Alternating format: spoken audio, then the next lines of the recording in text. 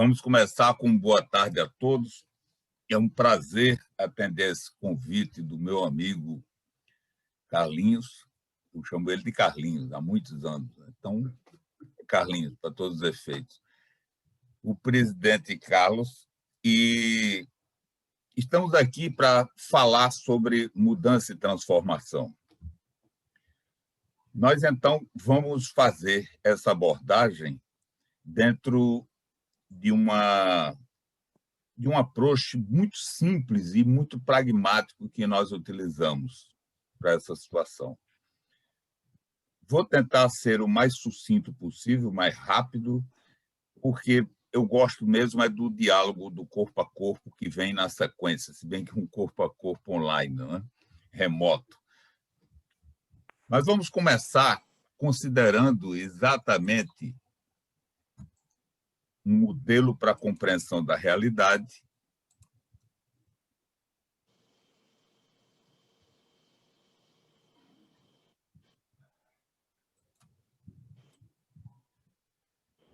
onde discorremos sobre o tema Change Management, ou seja, eu gosto muito desse subtítulo, o futuro é feito de mudanças. Já vem sendo construído numa intensidade muito grande, porque todos os sistemas abertos, o ser humano é um sistema aberto, o Rotary é um sistema aberto, o Estado da Bahia é um sistema aberto, e assim por diante. Todos os sistemas abertos, eles começam de um determinado momento, de um conjunto de opiniões. Essa curva que eu vou trabalhar aqui com vocês, que eu vou mostrar, é uma curva que tem várias vezes esse ponto de interseção. Quando, por exemplo, uma pessoa quer fundar uma instituição, ela parte de um conjunto de opiniões. Ainda há pouco, ouvindo a oração da Líria, eu fiquei impressionado como o Rotary se antecipou a dizer como é que a gente tem que ser para poder começar a resolver esse momento. É impressionante, aquele último parágrafo parece um recado para o mundo. O fato é que, quando se quer pensar nisso, a gente parte sempre de meras opiniões. As opiniões, elas iniciam um processo de testagem. Ninguém, mesmo o indivíduo, enquanto um sistema aberto, ele faz opiniões de como deve ser para crescer, para trabalhar, para se desenvolver, mas a opinião não faz você já ser grande ou ser resolvido. As opiniões, elas têm que ser depuradas. A depuração é um trabalho da inteligência. A inteligência entra nessas opiniões e testa, e vai separando o que deu certo e o que não deu certo. Quando ela faz essa separação, ela transforma as meras opiniões em crenças. Pelo mesmo mecanismo, as crenças são trabalhadas e se transformam em valores. Os valores já são uma certeza de uma consistência maior, né, daquilo que a gente está fazendo e como a gente quer fazer. Mas os valores também são trabalhados pela inteligência e atingem o padrão de paradigmas. As empresas, por exemplo, elas vivem exatamente esse fenômeno. Exatamente esse fenômeno. Alguém quer fundar uma empresa, ela tem a opinião de que, juntando isso com aquilo e uma tecnologia XYZ, então, um capital, e começa a fazer essa empresa. Mas ela vai sendo depurada. Ao longo do tempo, ela vai sendo depurada até que chega nesse momento muito desejado dos paradigmas. Eu digo muito desejado porque é um amadurecimento natural, mas, ao mesmo tempo, muito ameaçador. Por quê? Porque os paradigmas são uma espécie de certeza absoluta de que só existe aquela forma de fazer.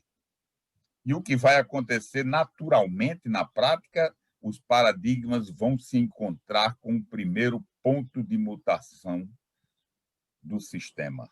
O sistema tem que se modificar. Ele vem aqui quando encontra esse ponto de mutação ele tem que se transformar, às vezes mudando de vermelho para azul. Isso para haver continuidade. O que acontece muito, e aqui já estamos diante do primeiro problema da mudança e da transformação, é que quando nós chegamos a esse ponto, nós como pessoas, no nosso ciclo vital, ou nas nossas empresas, ou nas nossas instituições, quando chegamos aqui, nós temos tanta certeza já acumulada do como fazer que não queremos começar um novo ciclo. Não temos essa mobilização, essa espontaneidade para ir para o novo ciclo. E a gente naturalmente cai dentro desse looping e começa a se fechar num ciclo vicioso. O comprovante de que um sistema, seja ele empresa, seja ele clube, seja ele o que for, está rodando aqui dentro, é exatamente o caça às bruxas, a busca de culpados, a busca de responsáveis. Quando você vê, mesmo numa família, num sistema família, essa busca do responsável pelas coisas que não estão bem, ou numa empresa, ou num clube, mesmo num Rotary, é porque nós erramos do caminho. No lugar da gente se lançar para um novo tempo, nós caímos dentro do loop e fomos nos fechando num ciclo vicioso. No passado, isso era muito pouco perceptível, porque as empresas, olha, elas levavam assim uma geração inteira nessa primeira fase aqui, ó. Quando os paradigmas surgiam no meio do percurso, era uma verdadeira maravilha, porque daqui até aqui, primeiro, esses períodos eram períodos de 40 anos, 50 anos, era uma geração. O fundador heróico ficava milionário aqui nesse ponto, né? As empresas, durante esse período, depois da criação dos paradigmas, elas manualizavam os seus procedimentos organizacionais e passavam a ganhar fortunas com o manual. Isso aconteceu com a Ford, isso aconteceu com a GM, isso aconteceu com muitos bancos, porque eles manualizaram e ficaram exatamente repetindo as coisas que lhe deram sucesso. Mas veio uma grande guerra, uma grande comoção, precisava haver uma coisa muito intensa assim para se falar de mudança e transformação. Mesmo assim, a geração que continuava, normalmente eram os filhos do fundador heróico daqui, e eles eram matriciados pelos valores do pai. Hoje, a realidade que nós estamos vivendo no mundo, em todos os sistemas abertos, vamos só situar o sistema aberto como aquele sistema que troca influências com o seu ambiente. Ele influencia o ambiente onde está e recebe influências deste mesmo ambiente.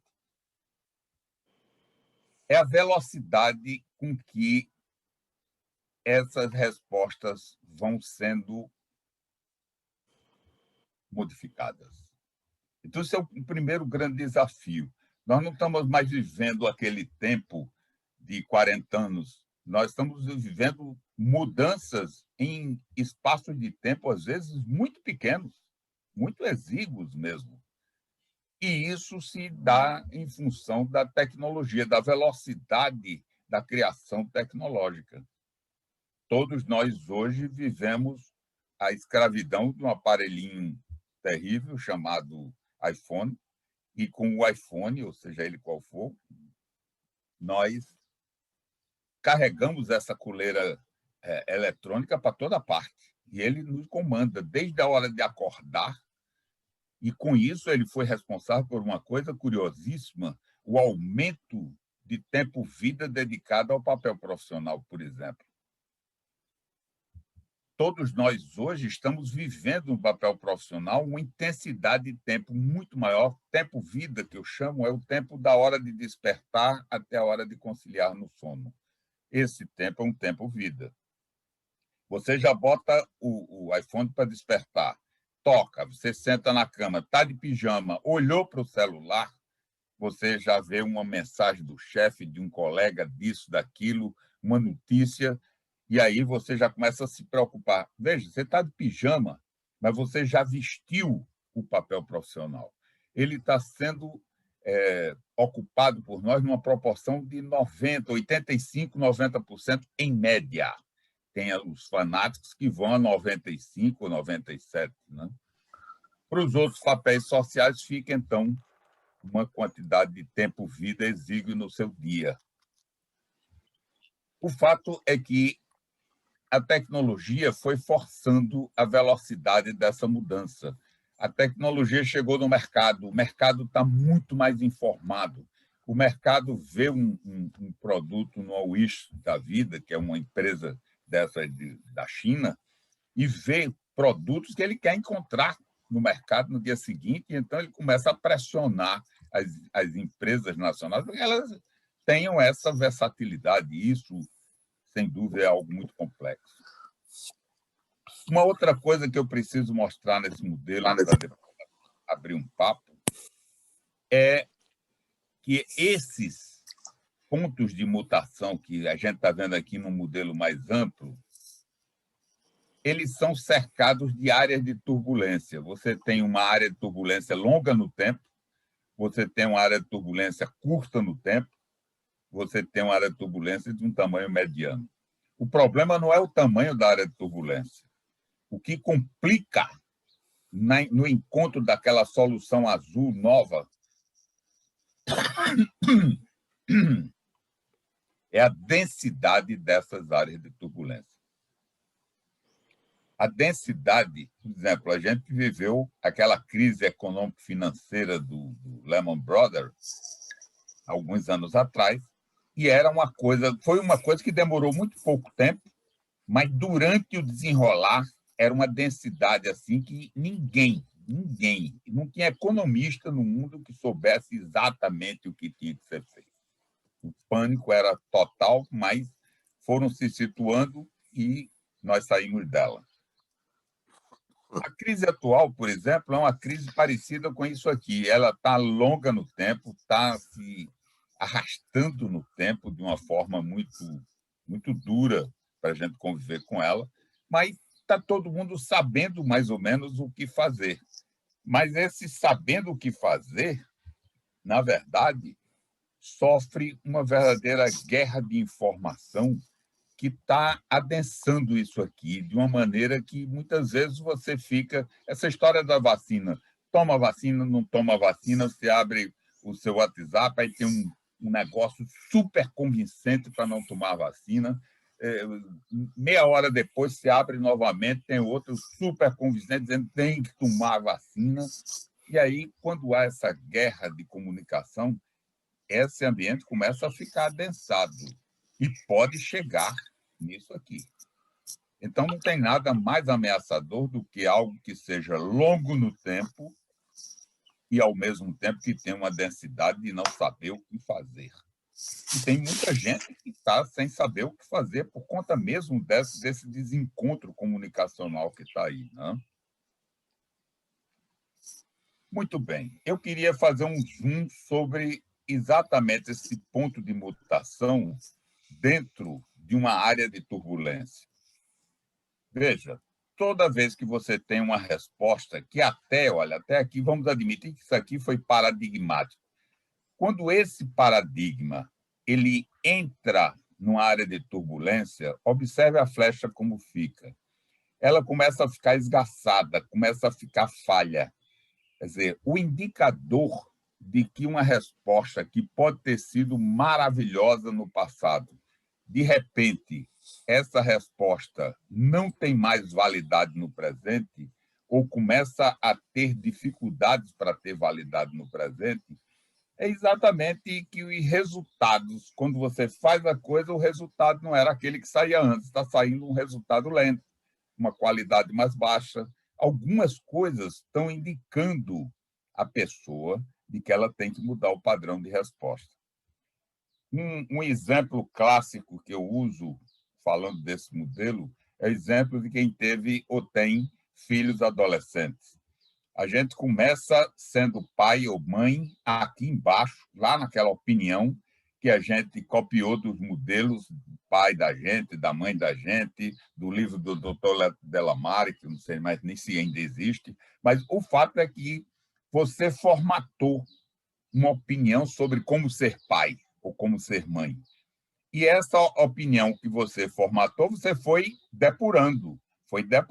Tanto que do primeiro filho para o segundo, você já acerta mais. Do segundo para o terceiro, você acerta ainda mais.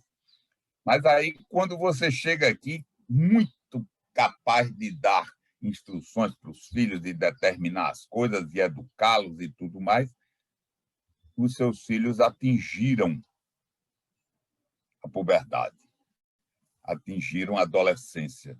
Aí você começa a sentir que aquele modo de falar, aquelas coisas que você fazia, começam a não funcionar.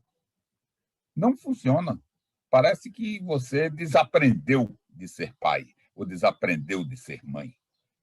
E não é verdade. A verdade é que o seu filho, que é o objeto do seu desenvolvimento como pai ou como mãe, ele quer um pai ou uma mãe, a partir dessa idade que ele atingiu, um pai ou mãe diferente. Ele quer diálogo, ele quer a chave da casa, ele quer poder dirigir o carro e assim por diante. Então, é esse desencontro que confunde muito a gente. Né? Mas observe que a nova resposta que você gerou aqui, você, tá bom, então deixa eu ver se eu mudo. E quando você tem uma resposta nova aqui dentro da área de turbulência, observe o detalhe se repetindo. Do mesmo jeito que a resposta velha já não funcionava mais, a nova ainda não funciona. Ela ainda não tem força, ainda não tem efetividade. No caso do papel profissional, principalmente, a gente tem que ter um cuidado enorme com esse momento, porque você decidiu por uma mudança, por uma transformação para o seu negócio, para o seu clube, e aí há um primeiro grande inimigo que não está aparecendo bem aí, eu não tenho como baixar mais o desenho. Essas flechinhas verdes aqui são cobranças de mudança e transformação. Por exemplo, você decide fazer de uma maneira nova, aí o ambiente já começa a lhe cobrar resultados. Resultados reais. Olha, eu ainda estou amadurecendo as coisas novas. Esse, para mim, é um dos momentos críticos disso que a gente está vivendo. É que o novo ainda não foi nem bem definido, no que foi definido para alguns, ainda está sendo implementado, a gente está partindo de novas opiniões aqui. A base desse azul é uma nova opinião de como estar, de como ser. Né? Se a gente recebe pressões, cobranças de resultados imediatos, o risco é que se forme um efeito chamado regressivo. O que já começava a ser azul começa a deixar de ser, se transforma em vermelho de novo e vai formar aqui fora um ciclo vicioso tão perigoso quanto aquele ciclo vicioso que a gente viu aqui. Se brincar é pior, porque nesse daqui a gente ainda está cheio de esperança de encontrar um caminho. Nesse daqui estrutura-se na psique de cada um uma espécie de um desânimo, um desencanto, um pessimismo, e a gente fica rodando aqui fora. Então, isso é, para mim, uma das coisas mais preocupantes e problemáticas dos momentos de transformação e mudança. Aqui a gente chega no segundo grande problema da mudança, e principalmente em situações em que se trata com uma coletividade maior. Não é só a pessoa, não é só eu com a minha cabeça, mas eu com as pessoas que formam o meu clube, ou que formam minha empresa, ou que formam minha família. É o espalhamento conceitual. Diante desse ponto, desse fenômeno todo que eu dissertei até aqui, as pessoas tendem a um espalhamento que vai desde uma postura, esse espalhamento é postural, desde uma postura 1, que esse aqui está adotando, que é uma postura que nega o que está acontecendo, não está havendo nada, isso não existe, não tem problema nenhum, não temos que pensar em mudar coisa alguma. e fica resistindo aqui, por isso que ele vem de chapéu coco, guarda-chuva. Aqui temos a postura, o indivíduo na postura 2. A postura 2 ela é marcada de uma brutal ansiedade. A brutal ansiedade. Por quê? Porque ele está entrando, olha, ele está entrando numa espécie de quarto escuro, nem chegou nesse ponto de mutação aqui, sente que aquela flechinha que estava ficando corroída, que estava ficando desgastada. É isso que faz com que essa pessoa tenha uma psicologia de muito medo, de muita insegurança. Toda mudança produz medo, produz insegurança. E, indiscutivelmente, nessa fase aqui, quando você resolve encarar o bicho, você encontra muita dificuldade para caminhar, para fazer as coisas que deviam ser feitas. Aqui na 3, você tem a pessoa vivendo uma coisa chamada ansiedade do dilema decisório. Porque é um dilema decisório. Eu vou para cá, para 6, ou eu vou para cá, para 4? Observem que o modelo faz 1, 2, 3, 4, 5, para depois fazer 6. Porque o ser humano, gente, o ser humano não é conservador. É muito pior. O ser humano é ritualístico. Nós adoramos um ritual de tomar café. Nós adoramos o ritual de tomar banho. Nós adoramos o ritual de nos enxugarmos depois de tomar banho. Veja, quando foi que você padronizou esse ritual? Faz tantos anos que você não lembra. Mas você, olha, já evoluiu torneira, chuveiro, chuveirinho, shampoos, tudo no mundo já evoluiu e você continua se enxugando do mesmo jeito. Primeiro o pé esquerdo, depois o pé direito. Veja, nós nos escravizamos da forma de escovar os dentes, nós escravizamos a um monte de hábitos rotineiros que consomem da gente uma energia brutal e a gente está aí, escravo disso. Eu me lembro de um curso que eu fiz em São Paulo com um casal de americanos que trazia uma proposta inovadora sobre esse aspecto, onde ele propunha uma coisa que, se vocês experimentarem fazer, vocês vão ter surpresas muito agradáveis. Eles propunham a técnica do estilo oposto, a prática do estilo oposto. Quando você, olhando para as suas coisas do dia a dia, localiza um padrão muito rígido, você pega esse padrão e faz o oposto disso. Vou dar um exemplo concreto. Quando eu fiz esse curso, eu morava num apartamento que tinha dois apartamentos por andar. E tinha um quadro no hall do elevador, e o quadro ele deslizava um pouquinho para a direita, coisa assim de 1 centímetro, talvez, ou meio centímetro. Mas ele escorregava um pouquinho. Diariamente, eu assumia o emprego de botar a pasta no chão, chamar o elevador, me virar para o quadro e ajeitar o quadro na parede. Diariamente. Isso é um estilo, um padrão rígido, já quase neurótico. Né? E aí, o que eu passei a fazer? Eu cheguei no segundo dia do curso, botei a pasta no chão, olhei para o quadro, por uma coincidência rara, ele estava praticamente no lugar certo. Eu segurei a porta do elevador com a mão, dei uma entortada no quadro, peguei a pasta e pulei dentro do elevador. Você não imagina a alegria que você sente com essa rebeldia. O prazer que dá você romper um negócio desse. E o melhor não foi isso. O melhor foi quando voltei de tarde, alguém tinha botado ele no lugar. Quer dizer, eu transferi meu padrão neurótico ou para o meu vizinho, ou para a minha vizinha, ou para a minha mulher. Eu nunca esclareci.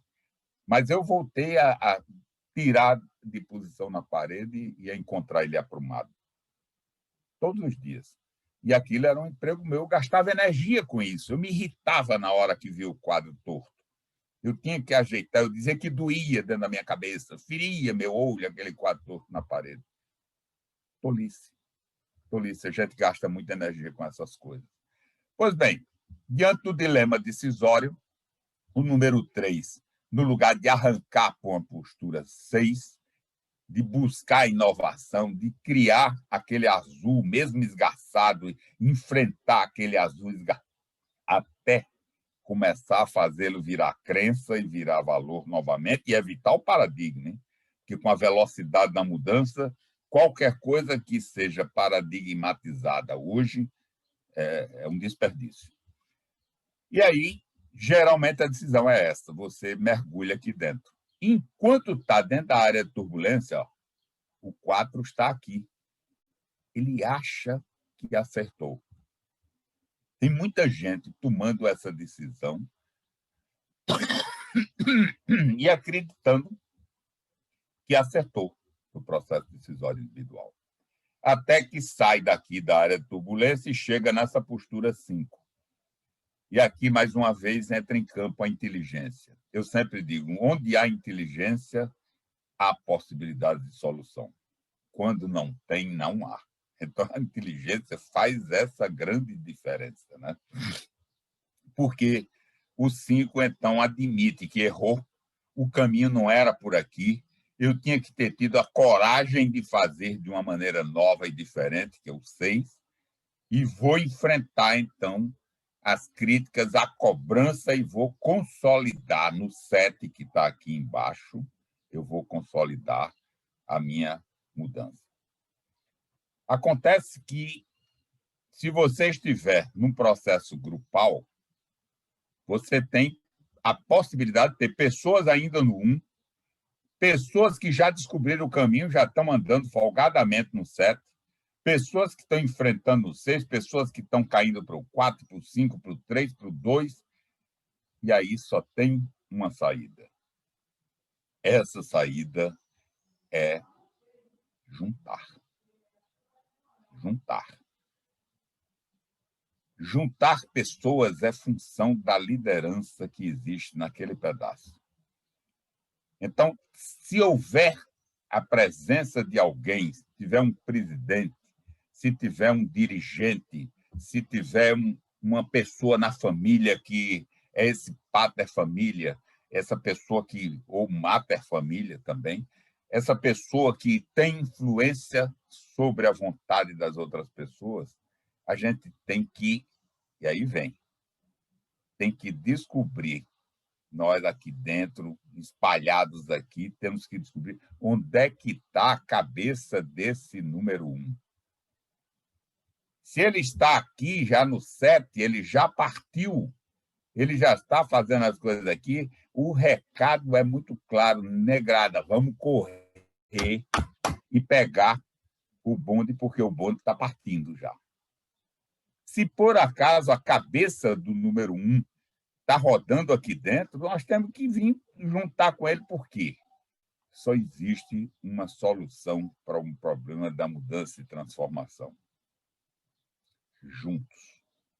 Quando a gente se junta, é por isso que quando eu vi a oração do Rótulo, eu fiquei impressionado, porque é esse chamamento para a gente se juntar, para a gente criar um movimento, e essa de dispersão geográfica em que todos nós nos encontramos, mesmo nesse momento agora, é uma coisa assim terrível, entendeu?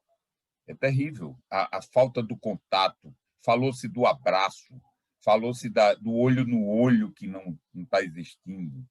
Esse apelo para pessoas como a Paola voltem, porque ela deve ter deixado uma marca muito significativa da convivência aí. Aliás, Paula, eu nunca vi ninguém tão solicitado a voltar para um contexto como você. Então, trate de repensar essa sua decisão aí, porque o grupo lhe quer muito bem e precisa muito de você junto. Mas o fato é que nós teríamos que pensar em alguma coisa que levasse o grupo a se juntar. Para quê? Para que a gente pudesse fazer essa caminhada juntos na direção de um futuro melhor. No caso das empresas, as organizações com a maior capacidade para enfrentar o futuro, elas não são, nem serão avaliadas com base no que já fizeram, no que conseguiram ser, mas na capacidade de deixar de ser quem são. Então, aqui está a essência da mudança e da transformação colocada num modelo que pretende deixar mais fácil a gente ter o nosso diálogo, que passa a ser feito agora. Vamos nele? Vamos conversar?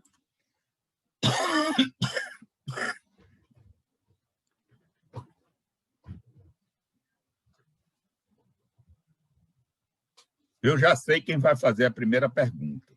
Eu já sei. Ela já riu. Ela sabe que é ela. Lídia, a palavra é sua. Vai.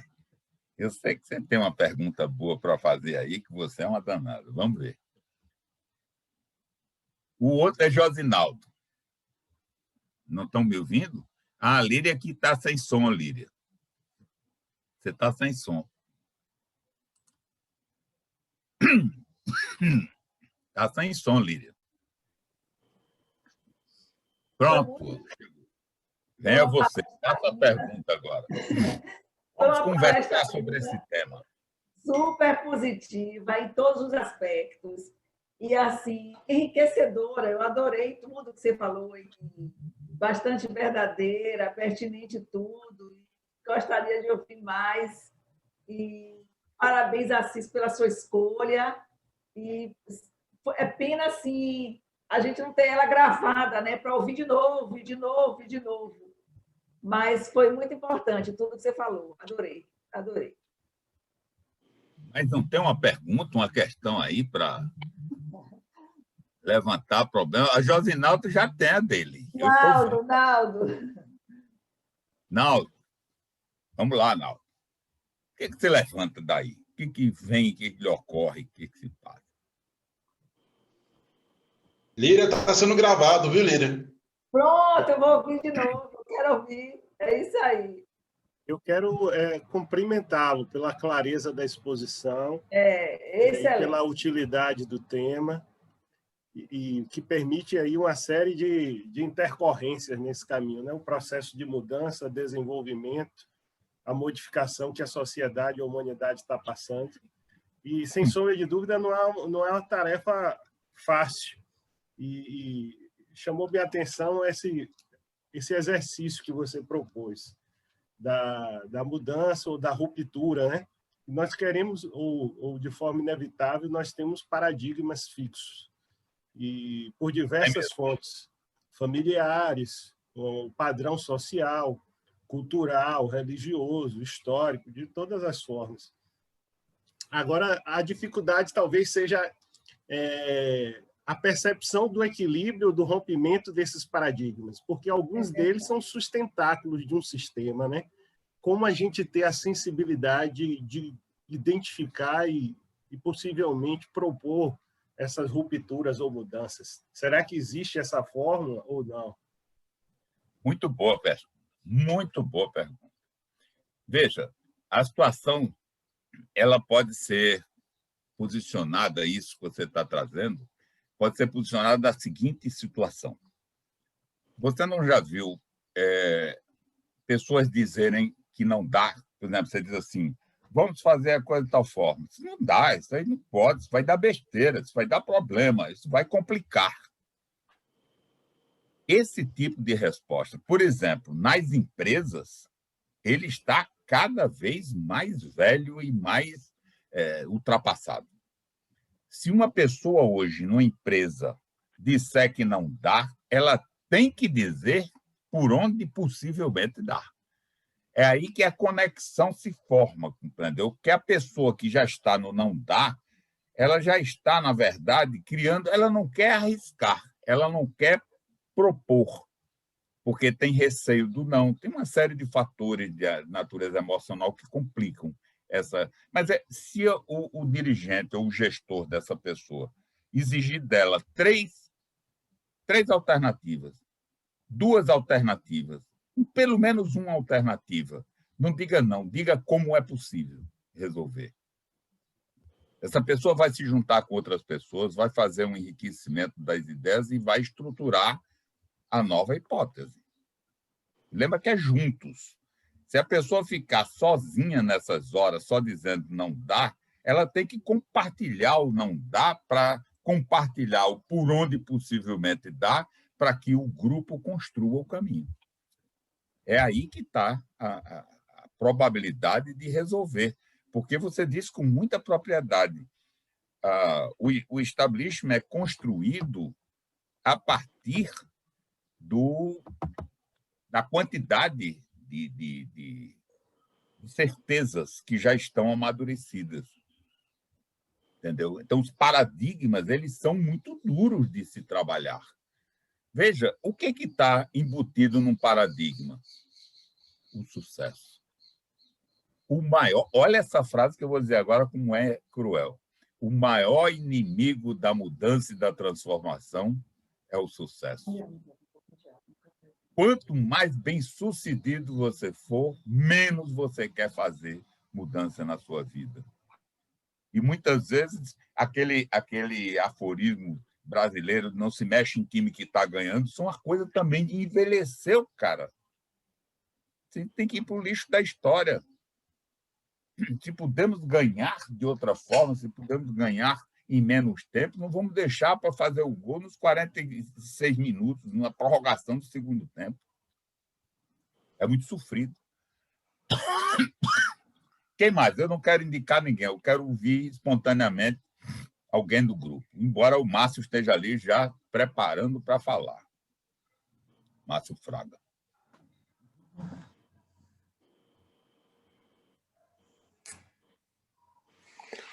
Abra o som, Márcio.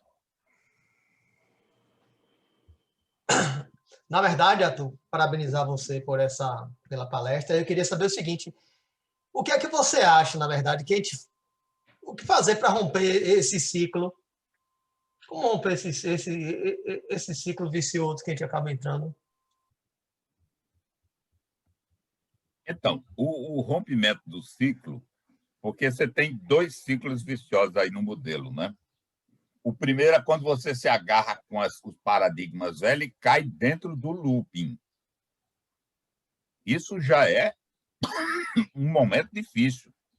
A pergunta que foi, a pergunta que foi feita... O papai está com Covid.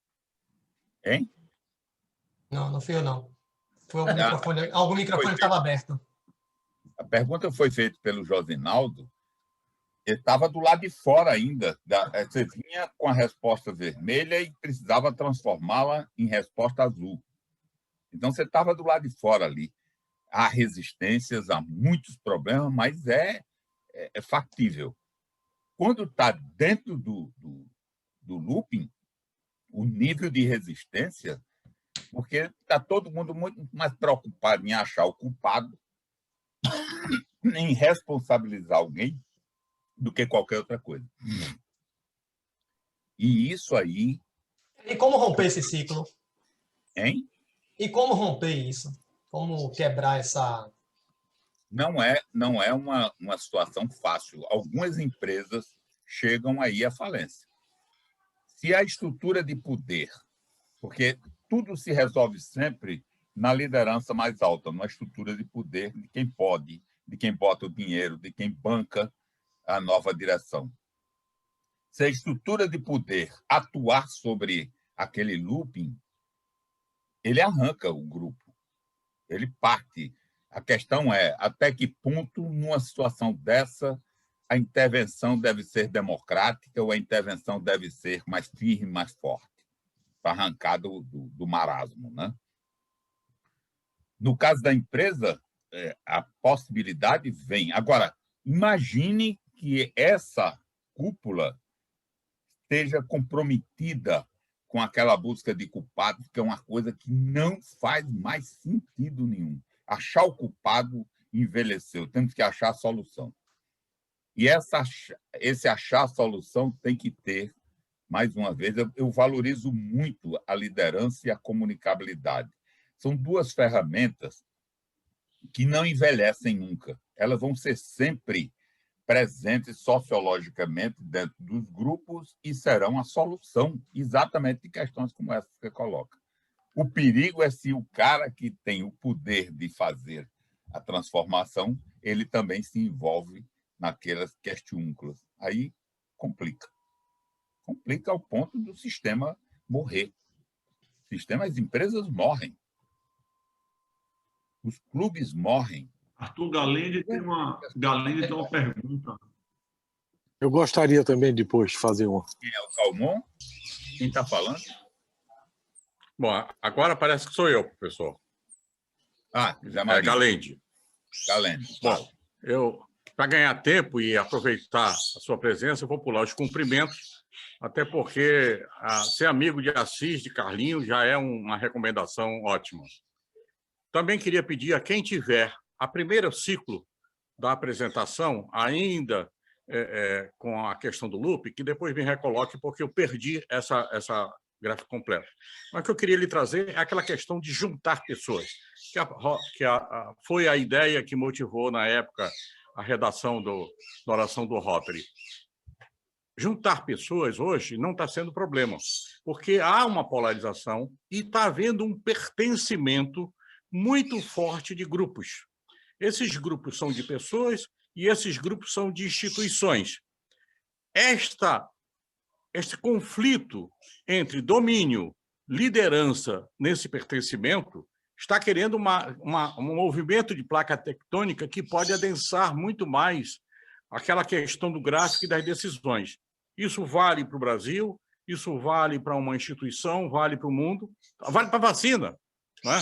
Então, este pertencimento, este juntar pessoas, até que ponto ele é solução, até que ponto ele é um conflito, até que o senhor tocou a questão de que nem tenhamos uma democracia em excesso que está sendo banalizada, nem entremos no modelo da China que resolve tudo com um decreto e acabou a história. Eu queria lhe ouvir sobre esse pertencimento. Muito bom, excelente a questão também, muito rica. Veja, do ponto de vista sociológico, nada determina mais coesão no ser humano, nessa busca de aglutinação do ser humano, do que um grande inimigo. Nós estamos vivendo um momento de grandes inimigos, de diversas frentes, diversas formas, né? Inimigos no plano econômico, no plano empresarial, no plano político, principalmente. O fato é que, quando você tem um grande inimigo, as pessoas têm uma tendência a se coesionar. Vou dar um exemplo clássico. Um grupo de pessoas, não é nem um grupo, é um conjunto de pessoas aglomeradas num ponto de ônibus. Ninguém sabe o nome de ninguém. Ninguém conhece nenhum outro ali. São pessoas anônimas. De repente, começa a surgir um grupo de malfeitores assim do outro lado da rua, como se estivesse se preparando para fazer uma abordagem. Imediatamente, o ser humano se aglutina. As pessoas se aproximam, não sabem o nome uns dos outros, mas já vão se organizando para uma defesa natural, espontânea. E aí, de repente, aquele que tem a liderança, ele vai, aí tem um que conhece a polícia, tem um telefone, liga para a polícia, eles tomam providência. De repente, os caras vão embora do outro lado, sentiram que vai haver uma reação e desistiram. E aí volta tudo e se desfaz. O que eu quero dizer com esse exemplo? Eu quero dizer que este momento atual, as ameaças são tão múltiplas que o que está faltando é a palavra de ordem para juntar. Mas a disponibilidade, você colocou muito bem, galera, a disponibilidade para juntar, ela está aí presente. As pessoas querem soluções. Eu diria que a grande maioria, quase que a totalidade das pessoas, porque os que estão fazendo toda essa confusão conceitual e de toda ordem são uma minoria, absurda minoria, que está agitando essa coisa toda e deixando a gente atordoado. Mas as pessoas estão buscando, elas estão abertas, o momento é de trincar. Na hora que reúne, junta, então é possível. Eu vou repassar, porque é muito importante para você entender o que eu estou dizendo agora, o início lá do modelo, né?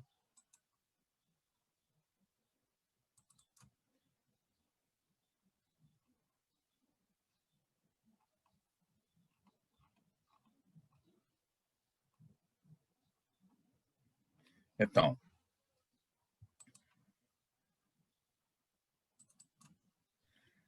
eu dizia que... Sim? Quem está falando? Carlinhos?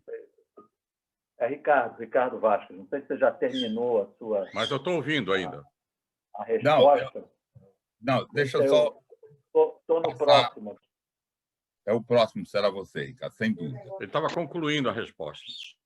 Então, o que eu estava dizendo é o seguinte: as opiniões, elas são a base de toda a definição do que fazer com a vida, do que fazer com as coisas ao nível individual, ao nível de uma empresa, ao nível de um clube, ao nível de um país. Essas opiniões, elas começam a ser testadas pela inteligência. É um mecanismo chamado depuração dos padrões de resposta. Eu tenho uma opinião, vou testando, vou tirando fora o que não serve e acumulando o que serve, e elas viram crenças. Essas crenças, pelo mesmo mecanismo, viram valores, e esses valores, pelo mesmo mecanismo, viram paradigmas. Ou seja, o sistema que saiu daqui, ele teve sucesso. Ninguém chega no paradigma sem ter tido sucesso. Ninguém chega no paradigma se não for inteligente para fazer a depuração. É isso aqui. E quando o paradigma atinge esse ponto, que é natural em todo o sistema aberto, existem, de tempos em tempos, esses momentos de mutação aqui, é onde ele faz esse cruzamento. E tem que haver um trabalho de renovação dos padrões de resposta, novas opiniões, que serão novas crenças, novos valores. Vamos evitar os paradigmas, mas isso vai acontecer. E eu ainda disse no início também, eu não sei se daqui você já pegou, que se a gente se agarra com esse passado, porque ele foi genial, ele nos ajudou muito, nós caímos num ciclo vicioso que nos tranca aqui. Não sei, galera, se ficou claro para você. Ficou claro e agradeço. Muito bem, vamos lá. Quem era? Cadê o Ricardo? Ricardo. Ricardo, não vi se tinha pedido primeiro, Ricardo. Desculpe, meu comandante. Não, espera um pouquinho. Presidente, eu agradeço, mas a minha pergunta era muito semelhante à de Galende, e com essa retroativa que ele fez aí do início, me explicou tudo direitinho. Estou satisfeito com a resposta a Galende. Obrigado. Beleza, um abraço. Ricardo, você então. Está sem som, Ricardo. Aqui eu recebi uma ligação na hora. Não, mas a tua apresentação agora até me ajudou a entender. A única coisa que eu enxergo é que esse ciclo de renovação acaba cada vez sendo mais rápido. E, em sendo mais rápido, ele questiona o próprio processo e a própria lógica, né? Então, agora é como se a gente estivesse falando da metamudança, né? Nós estamos refletindo a mudança a partir da própria mudança. Então, toda essa lógica que você apresentou parece muito válida até um certo ponto. Você hoje já deve estar pensando como imaginar esse conceito dentro de um ciclo muito, muito mais curto, onde talvez nem exista ou nem apareça ou nem aconteça da mesma forma como aconteceu no passado, esse processo reflexivo, esse processo de pensamento, da construção do pensamento crítico, que permitisse passar dos valores, das crenças, até chegar a esse ponto. O que a gente enxerga, a gente vê muito hoje, é que a juventude, de uma forma geral, eu fui professor até bem pouco tempo, eu começava a entender que havia exatamente falta, a mudança não permitia a construção do pensamento crítico, né? Porque não havia tempo para que uma base se construísse, para que se refletisse a partir dela. A base era tão mutante, né, que a reflexão não era possível. Não sei se Josinaldo vem vivendo esse mesmo dilema na relação com os alunos e os demais professores, mas esse empobrecimento do pensamento crítico é uma realidade desse movimento de mudança muito acelerado. Então, você já deve estar pensando aí qual é o próximo modelo, né? Porque esse próprio modelo está sendo desafiado pela própria mudança, né? É fantástico isso. Você botou o dedo na ferida, entendeu? A questão remete exatamente a várias coisas que estão tendo que se transformar. Eu não sei se você dava aula na universidade. Eu fui professor de diversas disciplinas na Federal do Rio Grande do Norte, fui reitor, quer dizer, fui pró-reitor e respondi pela reitoria algumas vezes.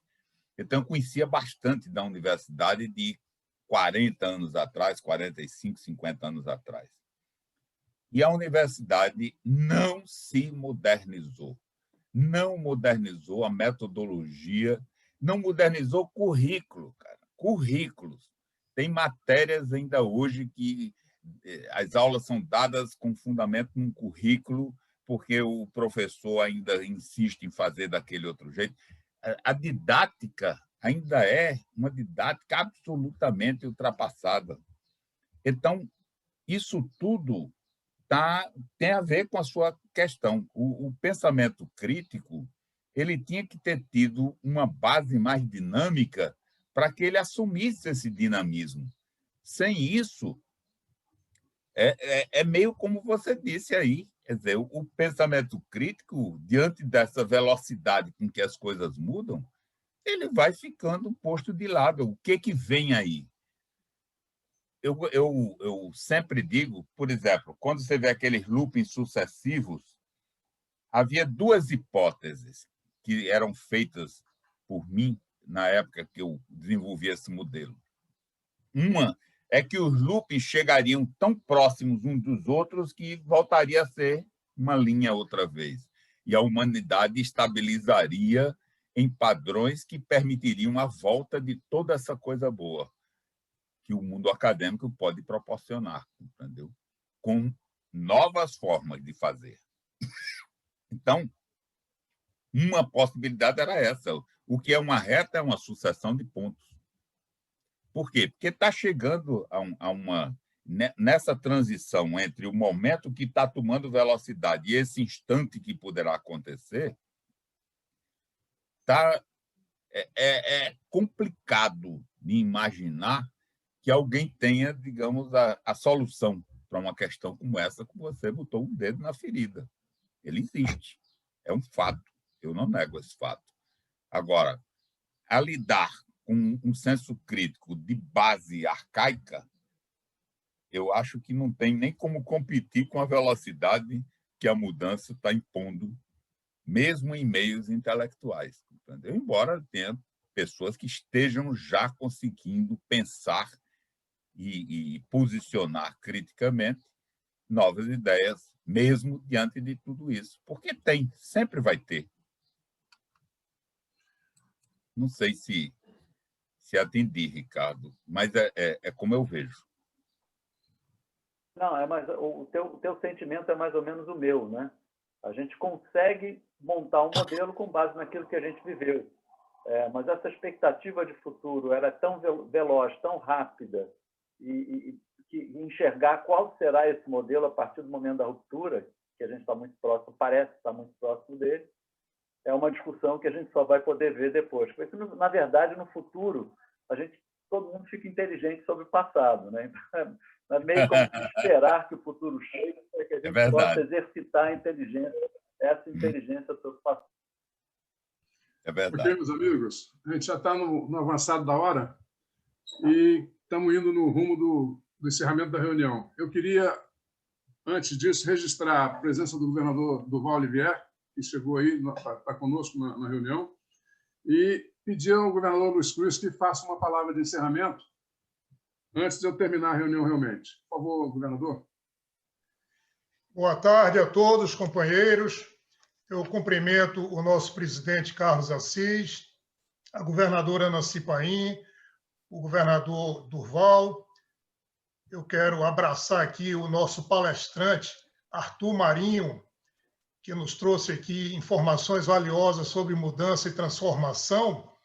E gostaria de dizer ao Arthur Marinho que o meu papel fundamental na governadoria de um distrito que abrange Bahia, Sergipe e Alagoas é crescer o Rotary, é aumentar o número de companheiros. Então, eu não lhe fiz uma pergunta, mas eu quero lhe fazer um convite muito sério, e o nosso presidente já está ali sorrindo, que com certeza está assinando embaixo o meu convite. Venha para o Rotary. Ingresse no Rotary Clube da Bahia. O Rotary precisa de pessoas iguais a você. São cabeças pensantes que vêm ajudar e muito ao Rotary Internacional. Então, esse convite, e desde já eu já me ofereço para estar presente no dia da sua posse. Okay?